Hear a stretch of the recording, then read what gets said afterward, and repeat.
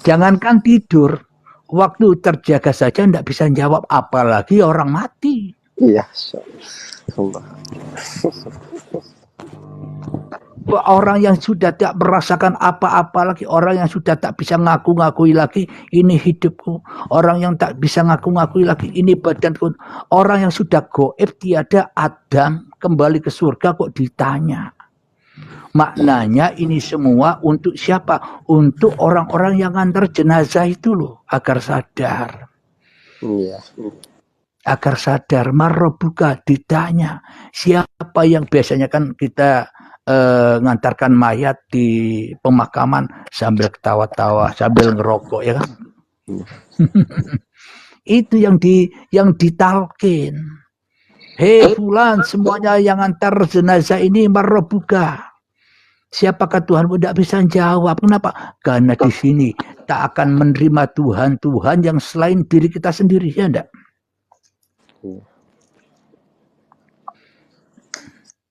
Itulah yang dimaksud alam kubur itu. Dan rahasia, dan dibalik rahasia 7 langkah ketika datangnya mungkar nakir. Kan katanya ketika 7 langkah kita pulang dari pemakaman, mungkar nakir datang menanyai ahli kubur, ya kan? Ini maknanya begini, dari saya naikkan.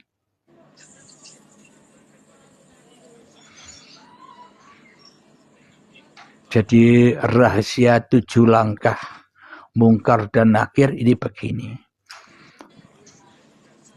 Assalamualaikum Kang Mas yang baru hadir.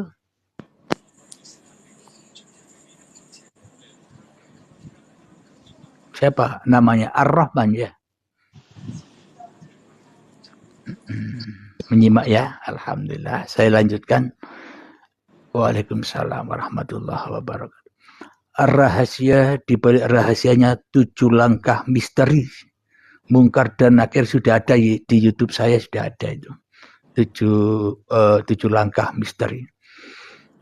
Maknanya begini, ketika kita melihat orang yang dimakamkan, seolah-olah kita sudah mengakui di situ, ya Allah, aku berdosa besar padamu, ya Allah, aku taubat kepadamu, ya Allah, ya kan? Kalau kita melihat mayat yang lagi dikubur, ya kan, sebentar lagi pun aku juga begitu, ya Allah, ampunilah dosaku, ya Allah. Kayak kita bertobat dan tak akan melakukan kesalahan lagi. Kayaknya begitu, ya kan? Ketika melihat mayat dipendam, ya kan? Ya enggak? Iya, benar. Akan tetapi setelah pulang dari kuburan, baru 7 jangka mungkar lagi.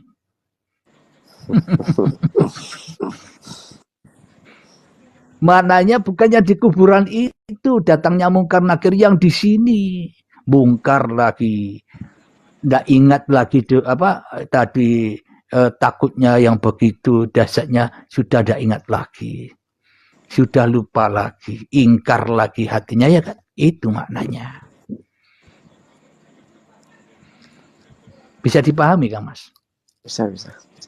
Alhamdulillah. Masuk akal kan, logika kan? Ya. Ya, masuk akal dan logika. Karena sudah terjadi pada tiap-tiap diri manusia bagi mereka yang menyadarinya. Jadi selama kita belum mengenal Allah, mengenal Sang Pencipta, mengenal bahwa hidup ini Allah, kita merajalela.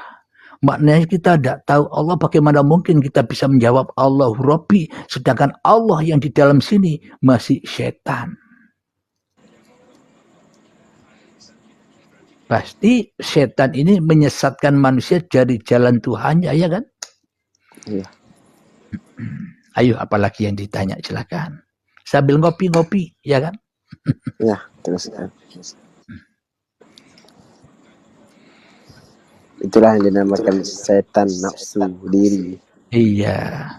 Jadi memang seluruh pagelaran setan, iblis, jin, dajjal, malaikat sudah bergelar di sini semua. Kenapa? Karena di sini ini tidak ada sejatinya.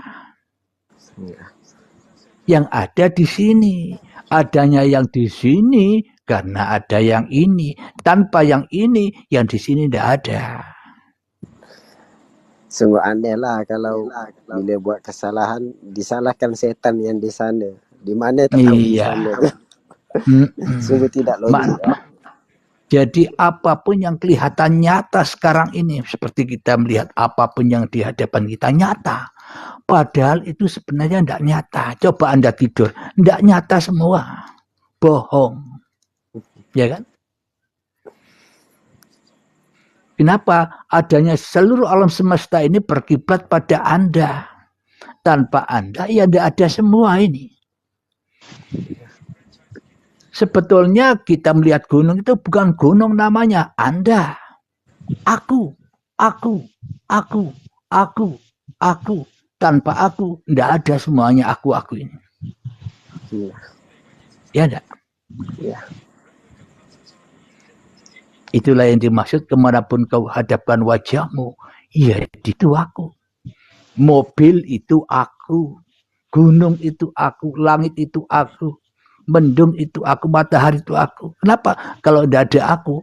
Kalau tidak ada hidup, ya tidak bisa bilang aku. Ya kan? Iya. Berarti itu akunya hidup itu sendiri. Jadi yang bisa mengenal hidup, ya hidup itu sendiri. Sedangkan manusia tak pernah bisa mengenal hidup. Hanya bayang-bayangkan saja. Ketika hening, pertapa, lihat sinar sedikit aja sudah bangga. Wah, ini Tuhan rupanya ya. Padahal Tuhan di duduknya tidak terlihat. Tuhan di berdirinya tidak terlihat. Tuhan di bicaranya tidak terlihat. Tuhan di matanya dan penglihatannya tidak terlihat. Tuhan di telinganya dan di pendengarannya tidak terlihat. Kenapa? Karena sudah ditutup semua oleh iblis dan setan itu tadi. Sehingga manusia buta mata hatinya. Sehingga mencari sinar cahaya. Lampu. Iya, padahal maknanya... padahal maknanya cahaya itu hidup. Bila tak ada hidup, ya tidak ada semuanya ini. Semua ini muncul kan karena ada cahaya hidup, ya kan? Bukan cahaya-cahaya seperti lampu loh ya. Nur. Ya, nurun ala nurin. Maknanya apa? Kembalikan cahaya manusiamu itu.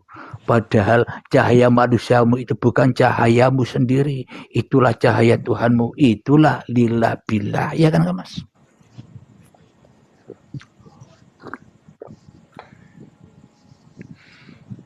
Tak hidup apa yang nak dinyatakan Kang? Kenapa? Kalau tak ada yang hidup, apa yang nak dinyatakan? Iya, nyata ya tidak nyata. Hidup ya mati, mati ya hidup. Hidup dan mati itu manusia? Bukan. Bukan. Manusia tidak punya hidup, manusia tidak punya mati. Jadi enjoy saja. Ngapunten. Manusia tak hidup, tak mati Kang. Ngapunten. Nah. Oh, nggih, monggo. Mau tanya, Pak. Oh, nggih, silakan. Kang Daru ya? Iya, Kang Daru ini. Iya, silakan. Apa itu yang dinamakan tajalli, takholi dan tahalli? Takholi itu kan takholi itu adalah makom manusia biasa seperti kita sebelum kita belajar ilmu ketuhanan. Tahalli adalah pembersihan, maknanya apa? Pembersihan dari angkara murka, pembersihan dari fahsya wal munkar yang ada di dalam hati setiap manusia. Itu tahalli, perjalanan. Tajalli ketika manusianya sudah tak bisa ngapa-ngapain lagi. Bisa dipahami Kang Mas? Kang Daru, bisa dipahami? Bukan, iya.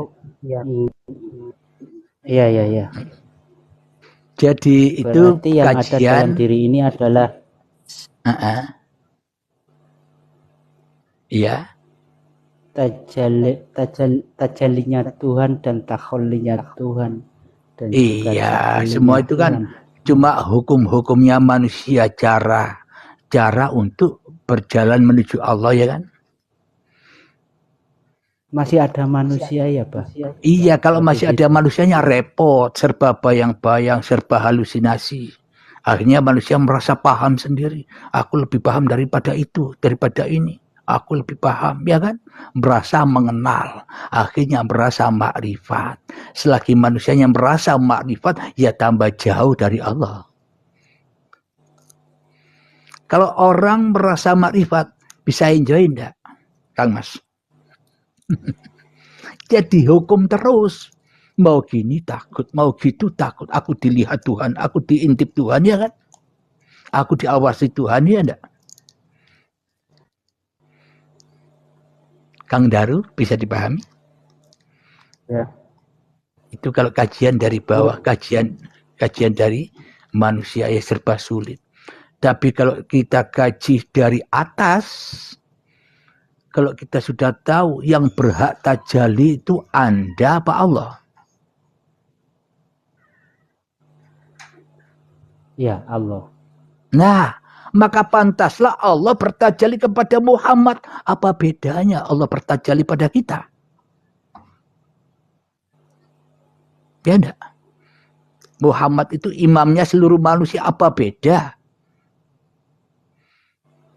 Kalau imamnya begitu, ya makmumnya ya pasti begitu, ya enggak?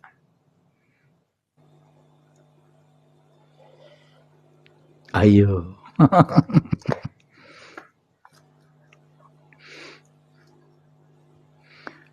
Jadi bila manusia sudah memahami, ngapain aku cari Tuhan? Tuhan yang cari aku, ya enggak?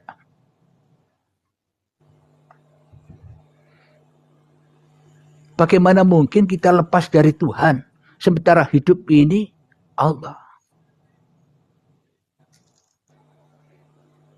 Kalau manusianya lepas dari Tuhan, ya tidak ada kita. Ya kan? Sudah kembali.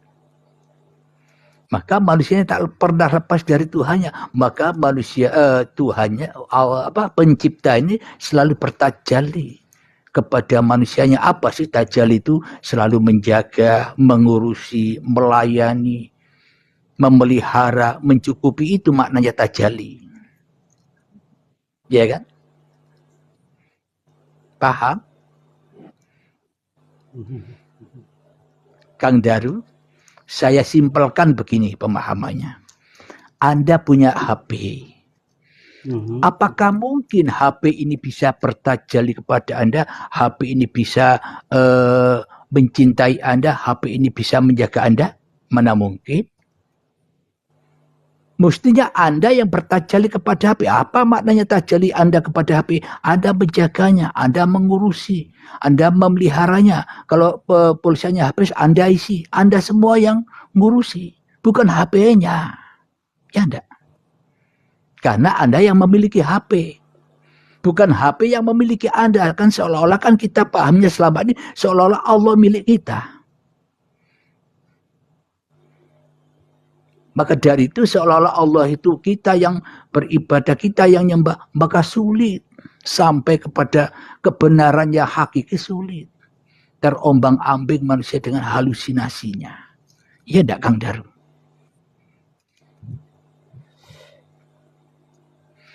Kalau kita sudah tahu posisi kita makhluk. Makhluk kan artinya bukan pencipta, ya enggak?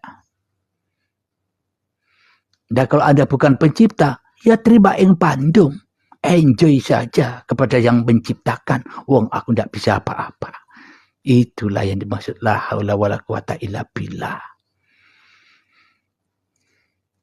Hanya orang-orang yang sudah sampai kepada Allah yang hatinya bahagia, tenteram, damai. Kenapa?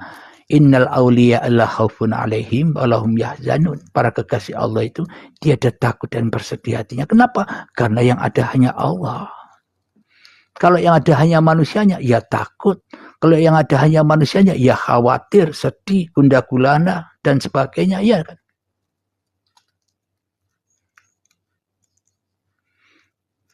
Untuk Kang Daru, seumpama bila HP bisa bertajalli kepada Anda, mestinya Anda tidak usah jaga HP. Biarkan HP Anda kelemperaan, toh HP ngentut no Anda. Ngikuti Anda, ya kan? Itu berarti HP-nya bertajalli pada Anda. Mana mungkin kita bisa bertajalli, sedangkan hidup dan badan ini dohir batinnya siapa? Iya enggak Kang Daru? Bisa dipahami Kang Daru? Iya. Ya gampang kan? Berarti HP itu bukan saya dan saya bukan HP. Jadi maknanya begini. Apakah Kalau HP itu tak kalau HP-nya itu merasa atau mengaku dirinya itu adalah yang pegang HP, padahal dia posisinya pun HP. Itu gimana? Maknanya begini. Contoh, HP itu tak tahu bahwa dirinya HP. Kalau HP itu tahu bahwa dirinya HP, pasti ia lari dari Anda. Dan HP itu tak tahu bahwa dirinya itu ada. Bila HP itu merasa ada, maka tak akan mau dengan Anda. Contoh lagi, Anda, saya tak akan pernah tahu kalau saya ini makhluk. Saya tak akan pernah tahu bahwa namaku Abdul Halim. Saya tak akan pernah tahu bahwa diriku adalah manusia tanpa Allah. Berarti siapa yang tahu? Ya yang menciptakan saya kan? Yang memiliki saya, yang memelihara saya, yang mencukupi saya. Yang lebih tahu akan saya sendiri ya kan? Coba kalau Kang Daru tidak ada hidupnya bisa ngaku-ngaku namaku Daru, aku manusia, aku makhluk. Tidak bisa tanpa Allah ya kan? Berarti siapa semua itu yang menyaksikan, siapa yang mengatakan begitu? Ya kan hidup.